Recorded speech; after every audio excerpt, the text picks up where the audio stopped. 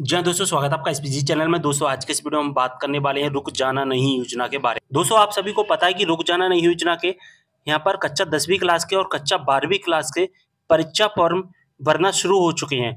अगर दोस्तों आप कच्चा 10वीं क्लास का, कच्चा 12वीं क्लास का रुक जाना नहीं योजना का फॉर्म भरना चाहते हैं 2024 में, तो इसकी क्या प्रोसेस है मैं आपको बताने वाला हूँ। दोस्तों सबसे पहले समझना कि रुक जाना नहीं योजना को फॉर्म कौन कौन भर सकते। इसका फॉर्म वही भर सकते हैं जिनकी 10वीं क्लास में और 12वीं क्लास में किसी विषय में जो कि फेल हो गए हैं, ठीक है। जो एमपी बोर्ड का रिजल्ट आया है 24 अप्रैल को शाम के 4 बजे, अगर आप उस रिजल्ट में, ठीक है, 2 विषय में, 3 विषय में, 4 विषय में फेल हो गए हैं, ठीक है, तभी आप इस फॉर्म को भर सकते हैं। इस फॉर्म को कैसे भरना है? तो सबसे पहले आपको गूगल पर आना है, सर्च करना है MPSOS MP online. First number पर ही लिंक आ जाएगा, इस लिंक पर आपको क्लिक कर। अब हमारे सामने इस तरह का इंटरफेस आ जाएगा, ठीक है। यहाँ पर एक सर्विस का आइकन दिखाई देगा, ठीक है। इस सर्विस वाले बटन पर क्लिक कर देना। इसके बाद हमारे सामने इस तरह का इंटरफेस आ जाएगा। यहाँ पर हमें बहुत सारी सर्विसेज दिखाई देंगी, लेकिन हमें जिस सर्विस से मतलब उसका नाम है रुक जाना नहीं योजना, ठीक है। तो यहाँ पर आपको दिखाई देगा रुक जाना नहीं योजना जून 2024, ठीक है। इसके फॉर्म में 25 अप्रैल से स्टार्ट कर दिए गए हैं और 5 मई इसकी लास्ट डेट रखी गई है। आप 5 मई तक अप्लाई कर सकते हैं। अप्लाई करने के लिए यहाँ पर दिखाई देगा एप्लीकेशन फॉर्म, इस पर आपको क्लिक करना है, ठीक है। जब आप अपना परीक्षा फॉर्म भर देते हैं, लेकिन इसके बाद में जब आप इसकी डुप्लीकेट रिसिप्ट निकालना चाहते हो तो इसकी डुप्लीकेट रिसिप्ट नीचे वाली लिंक से आप निकाल सकते हैं, ठीक है। तो यहाँ पर हम फर्स्ट वाली लिंक पर क्लिक करेंगे, हमारे सामने इस तरह का इंटरफेस आ जाएगा, ठीक है। यहाँ पर हमें क्या करना है, अब हमको यहाँ पर रोल नंबर डालना है। रोल नंबर कौन सा डालना है? जो आपका रिजल्ट आया ना 24 अप्रैल को शाम के 4 बजे, ठीक है, आपने जिस रोल नंबर से अपना रिजल्ट चेक किया था उसी रोल नंबर को यहाँ पर फिल करना है, ठीक है। और दोस्तों क्या आपके पास बीपीएल कार्ड धारी है, यानी कि आपके पास में अगर राशन कार्ड है और वो भी बीपीएल वाला जो नीले कलर का होता है जिसमें गेहूं चावल वगैरह मिलते हैं, गवर्नमेंट की योजना है, अगर वो आपके पास है तो यहाँ पर आप यस कर देना। यस करने से क्या होगा कि आपके फॉर्म में कुछ कंजन मिल जाएगा, यानी कि आपकी जो फीस है वो कम हो जाएगी। जैसे 3 सब्जेक्ट का आप फॉर्म अप्लाई करोगे, 2 सब्जेक्ट का अप्लाई करोगे आप, तो वहां पर 1400 के आसपास फीस होती है। लेकिन जब आप बीपीएल का कार्ड लगा दोगे तो क्या होगा कि आपको 300-400 रुपए का फायदा मिल जाएगा, ठीक है। यहाँ पर अगर आप विकलांग है तो यस करना, अन्यथा नो कर देना। और इस कैप्चा कोड को यहाँ पर फिल कर देना, जो भी कैप्चा कोड यहाँ पर दिखाई दे रहा है इसे यहाँ पर फिल कर देना। इसके बाद सर्च कर देना है आपको। सर्च करने के बाद आपके सामने आपका फॉर्म ओपन हो जाएगा, ठीक है। यहाँ पर सेंटर कोड वगैरह, school code, enrolment number, roll number और यहाँ पर आपका फोटो सिग्नेचर, आपका नाम, पापा का नाम, मम्मी का नाम, मीडियम, जेंडर, कैटेगरी वगैरह सभी चीजें हमें दिखाई दे जाएंगी, ठीक है। इसके बाद में हमें हमारे नंबर दिखाई देंगे, जैसा कि देख पा रहे हैं, ठीक है। जो नंबर वहां पर जब हमारा रिजल्ट आया था तब दिखाई दे रहे थे, वही नंबर आपको दिखाई देंगे, यानी कि वही आपका पूरा का पूरा रिजल्ट दिखाई देगा, ठीक है। आप किस विषय में फेल हुए थे वो भी आपको यहाँ पर दिखाई दे जाएगा, ठीक है।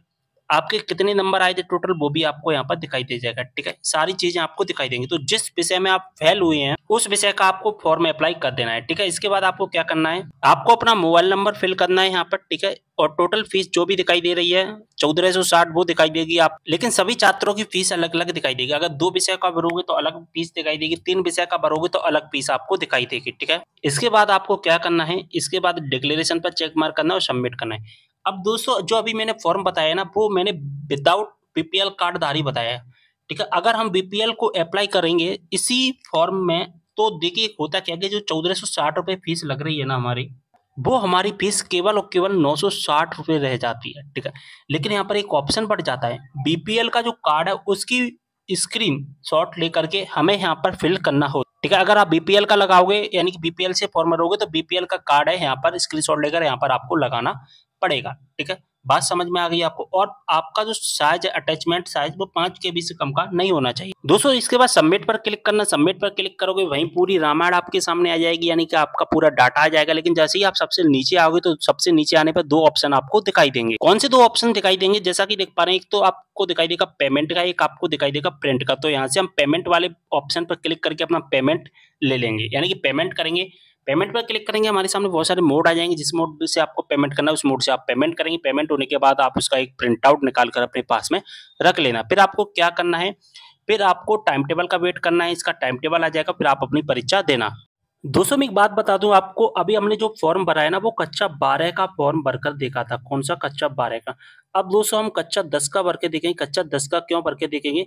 इसलिए भर के देखेंगे क्योंकि कच्चा 10 में एक विषय होता है हैज, और काफी स्टूडेंट के अब कमेंट आएंगे कि सर हमें हैज वाला भी रुक जाना नहीं योजना का फॉर्म भरना है या नहीं भरना। तो दोस्तों इस डाउट को क्लियर करने के लिए सबसे पहले मैं आपको 10वीं क्लास का एक रिजल्ट बताऊंगा। सबसे पहले आपको देखिए 10वीं क्लास का एक स्टूडेंट का रिजल्ट है, इसको ध्यान से देख लेना, ठीक है।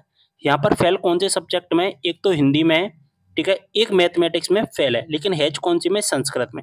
तो हम यहाँ पर देखेंगे कि संस्कृत का भी फॉर्म भरेगा। अब कौन कौन से विषय याद रखना है, एक हिंदी, संस्कृत, मैथ। संस्कृत में हैज है लेकिन हिंदी और मैथ में फेल है। देखिए इन्हीं स्टूडेंट का मैंने ओपन कर लिया, ठीक है। अब दोस्तों यहाँ पर हम देखते हैं, देखिए हिंदी में कितने नंबर है, फेल, ठीक है। संस्कृत सॉरी और मैथ में भी क्या था, फेल, फेल था अभी। लेकिन अब दोस्तों यहाँ पर हम बात करें हैज कौन से में था, संस्कृत में। तो हैज वाला भी यहाँ पर क्या दिख रहा है, फेल, ठीक है। बात समझ में आ गई कि हमें हैज वाला भी फॉर्म अप्लाई करना है। आपका जो फेल लिखा है वो फेल वाला तो फॉर्म अप्लाई होगा ही उस विषय का, लेकिन जिस विषय में हैज है ना, वो जब रुक जाना नहीं का देखोगे तो वहां पर भी आपको ऐप दिखाई देगा। हैज का मतलब क्या होता है, बेस्ट ऑफ 5 योजना। और बेस्ट ऑफ 5 योजना का मतलब होता है जिस विषय में सबसे कम नंबर होते हैं उस नंबर को, यानी कि उस विषय को ऐड नहीं किया जाता है टोटल काउंट में। इसलिए जब हम रुक जाना नहीं का अप्लाई करेंगे तो होगा क्या कि यहाँ पर संस्कृत का यहाँ पर हमें फॉर्म अप्लाई करना पड़ेगा, ठीक है। बात समझ में आ गई। तो दोस्तों इस तरह से सारे फॉर्म है जो कि हमें भरने होते हैं, यहाँ पर दोस्तों आप कर देना, अपना मोबाइल नंबर फिल कर देना और आपका फॉर्म जो कि सबमिट हो जाएगा। उसी तरह से सारी जानकारी समझ में आ गई होगी। वीडियो को शेयर करना, मिलते हैं अगले वीडियो में कुछ जानकारी के साथ, तब तक के लिए बाय।